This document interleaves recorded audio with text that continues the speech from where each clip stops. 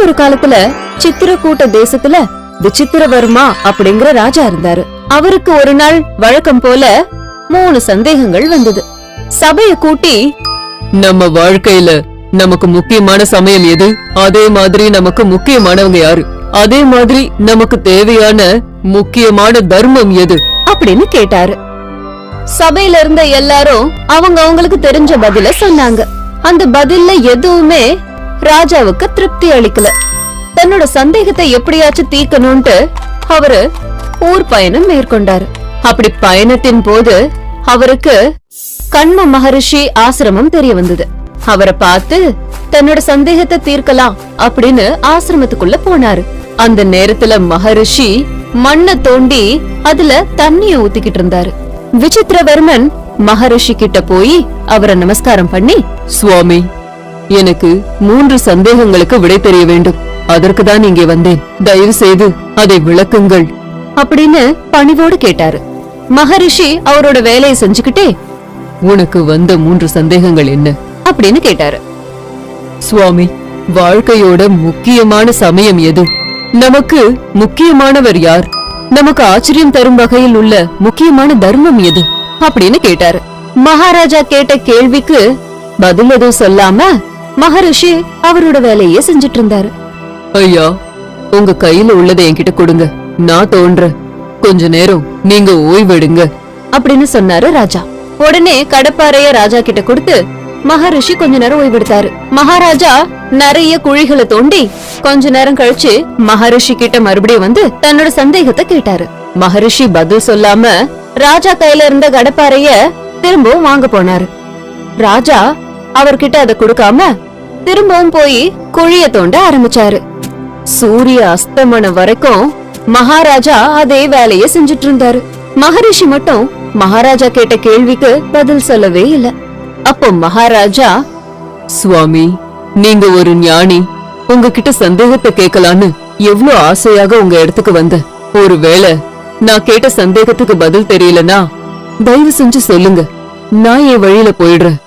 அதுக்கு மகரிஷி, யாரோ நம்ம ஆசிரமத்துக்கு வந்திருக்காங்க, முதல்ல அத போய் பார்க்கணும் அப்படின்னு சொல்லி அவர் வழியில நடந்து போனாரு.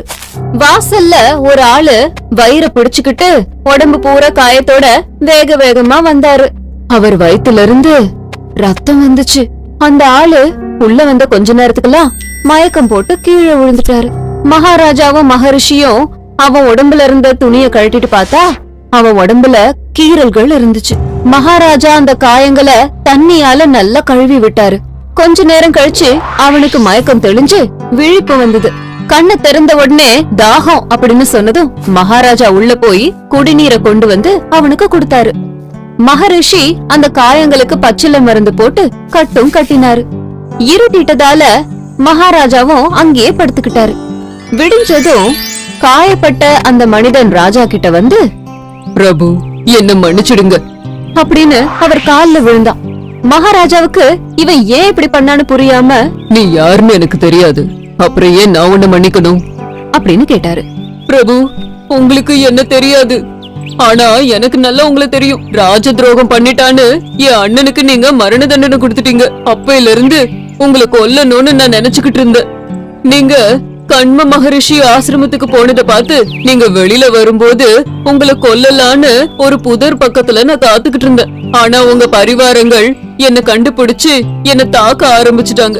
நான் எப்படியோ அவங்கள்ட்ட இருந்து தப்பிச்சு உள்ள ஓடி வந்தேன். சமயத்துல என் காயங்களை கழுவி என் உயிரை நீங்க காப்பாத்தலன்னா இந்நேரம் நான் இறந்திருப்பேன். எனக்கு உயிர் பிச்சை போட்ட உங்களுக்கு வாழ்நாள் முழுக்க நன்றி கடன் பட்டிருக்கேன் அப்படின்னு சொன்னா அந்த ஆள். அத கேட்டதும் மகாராஜா ரொம்ப சந்தோஷப்பட்டாரு.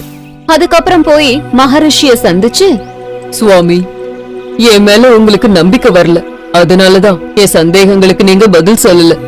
அதுக்கு மகரிஷி சிரிச்சுக்கிட்டு, மகாராஜா, உங்க சந்தேகங்களுக்கு நொடியில பதில் சொல்லிடலாம், ஆனா அது உங்களுக்கு புரியணுமே அப்படின்னு சொன்னாரு. சுவாமி, நீங்க சொல்றது எனக்கு கொஞ்சம் கூட புரியல, தயவு செய்து எனக்கு தெளிவா சொல்லுங்க அப்படின்னு கேட்டாரு. நேற்று உன் சந்தேகத்திற்கு பதில் சொல்லாததாலதான் பள்ளத்தை தோண்டி இங்கேயே தங்கிட்ட. ஒருவேளை நேத்தே கிளம்பி இருந்தா அவன் கையால நீ செத்து இருப்ப. அதனால உன் வாழ்வில் முக்கியமான ஒருவன் நான் தானே. அதன் பிறகு உன்னை கொல்ல வந்த மனிதனுக்கு நீயே சேவைகள் செய்து அவனை காப்பாத்திருக்க. இப்போ உனக்கு புரியுற மாதிரி சொல்றேன் கேளு. வாழ்க்கையில முக்கியமான சமயம் அப்படிங்கறது எதுவுமே கிடையாது. இருக்கிற எல்லா சமயமும் எல்லா நொடியும் முக்கியமானதுதான். அதை நாம வீணடிக்க கூடாது. காலம் எதை நிகழ்த்துமோ யாருக்கும் தெரியாது. இப்போ உன்னுடைய இரண்டாவது சந்தேகத்திற்கும் பதில் சொல்கிறேன் கேள். உன் பக்கம் யார் இருக்கிறாங்களோ அவங்கதான் முக்கியமானவங்க. ஏன்னா யார் வேணா உனக்கு எதிரா எப்ப வேணா மாறலாம். இப்பொழுது உன் மூன்றாவது சந்தேகத்திற்கான பதில், நம் உற்றார்களுக்கு உதவி செய்வதே வாழ்வின் முக்கிய தர்மம் அப்படின்னு சொன்னாரு. மகரிஷியோட பதில கேட்டு மகாராஜா ரொம்ப சந்தோஷப்பட்டாரு. அவருக்கு சாஷ்டாங்கமா நன்றிய சொல்லி ராஜபவனத்துக்கு போயிட்டாரு. If you enjoyed this story, please like and subscribe our channel and press the bell icon to get future updates.